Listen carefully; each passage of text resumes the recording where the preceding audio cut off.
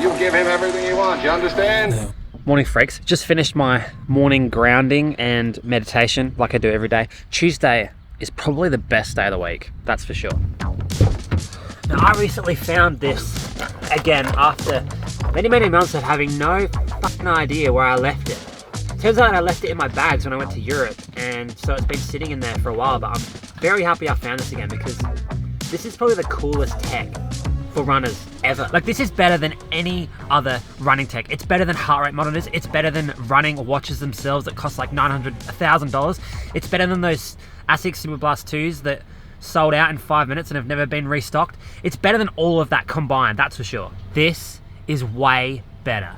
Like, this is just way more valuable, and I think that in 20 years time everyone's going to be using this stuff. The reason why I have this opinion is because this kind of thing has already happened in another sport and completely revolutionized it. Power meters absolutely revolutionized cycling and made it way easier to understand your effort levels in any scenario or situation or whatever, really. Like, when did power meters come out? Like, what, the 1990s for regular noobs like us? Lance was definitely using it to do 500 watts for 30 minutes, full natty.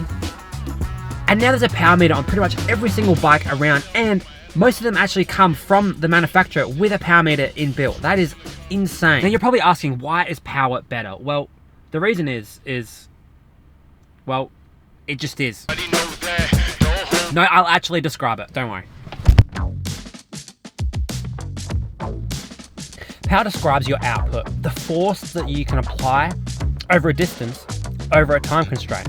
So when you run slower, the power produced each step is low. Less distance, shorter, and probably slower steps. Amazing. And the faster that you're running, the more power output you have to have in each step to maintain that speed. And that's about as deep as I'm gonna go with the physics, because if I say any more than that, I'm gonna get completely roasted in the comments. So we'll just leave it at that. And as you guys all know, I really like fancy numbers and things to look at. And yeah, so this just tickles my data pickle. Can I just say that this is the greatest shoe colorway ever created. Ever. Ever.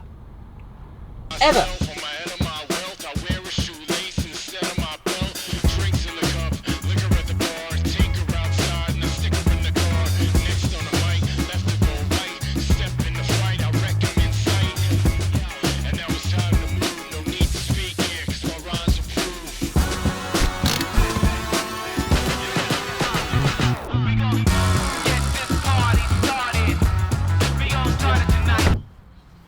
Just a couple of run-throughs around this park.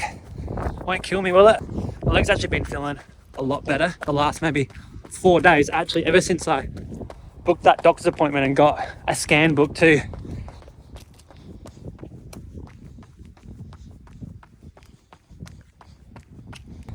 All of a sudden it starts to feel better. What the fuck? But I won't push it too much. 5 minutes will do for me today. I don't want to kill myself.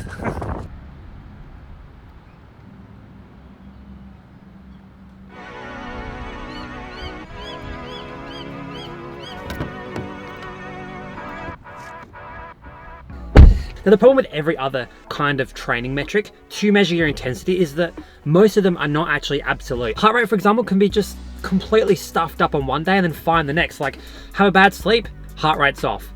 Really hot, heart rate's off. Not hydrated enough, heart rate's off.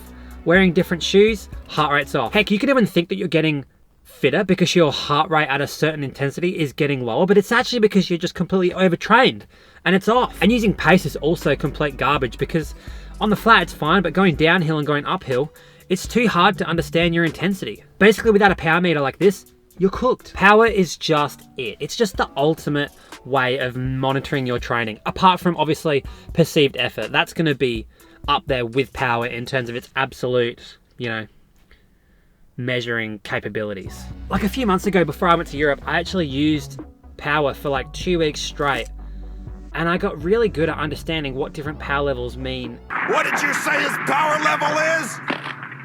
It's overnight. I really enjoyed it, but then I went on holiday and then I completely forgot that I actually did that. And then I thought that I lost this. So That video was kind of in the bin for a while, but then I found it. So I pretty much spent a couple of days running on the same laps at different intensities, and it gave me a really good idea as to, you know, what's an easy pace, what's a moderate pace, what's a fast pace, and things like that. And I did some strides at the end of my runs, and then I was able to figure out my zones from that. Really cool. And after a week or so, I really started enjoying it. Like, it sounds really cool when you can say that you're, you know, running at 230 watts for an easy run with a low heart rate. It just sounds cooler than running at 5-minute pace. Just sounds cooler. Hell, I think it would even be really cool if you could do like FTP tests like cyclists do for this, and then easily just go, okay, I have my 20-minute max power that I can sustain, and then take 90% of that. That's my 1 hour power, aka LT2. I could take 80% from that, and that's my 3-hour pace. 60% of that is my zone 2. Done. How easy is that? Training zones, absolutely done. Obviously, this has flaws, just like anything. Like, on a day where you're not feeling very good, obviously your power levels are going to be off, just like your perceived effort is going to be off too, for the same kind of intensity. And I honestly think that that's perfectly fine. It's not really a big deal, is it? And I can let that slide, but there's probably another problem that I have with this thing, potentially, that makes me think, you know, it might not be the best. Well, how do we know, first of all, that this thing is accurate? Like, I didn't even know how to possibly even think about creating something that could test whether this actually is accurate. How the hell would you do that? You would have to have some sort of like treadmill with like a force plate underneath the sliding, rolling thing, wouldn't you? And that would be really hard. I don't think it really has to be all that accurate though, as long as it's relatively accurate day to day to what you can actually do, and then who really cares about what kind of wattage you're putting out, as long as it's really accurate and it can help you to get the right intensity on the right day. Actually, what they could do is you could get like an Alpha Fly 3, okay, and you could get the pod, okay, and you could put a little strain gauge inside the pod so that when you compress it and push off, it can actually measure that strain and give you a very accurate power thing. But they would probably cost like $2,000 or something, I don't even know. But Nike should definitely do it. I'd buy a pair. For sure. It's a little bit trickier with this because obviously bikes, you have continuous power going into the pedals, whereas this kind of doesn't really work as well because it's like power in like 200 milliseconds. So it can be really hard to make something like this super accurate. But I'm sold. I really like this device and I'm just going to continue using it.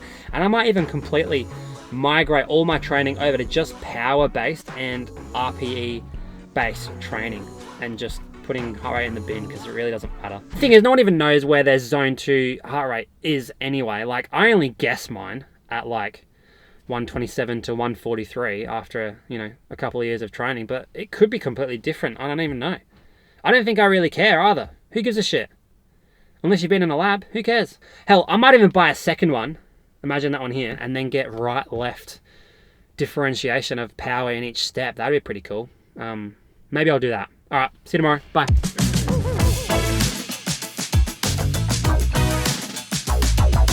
Now you give him everything he wants. You understand?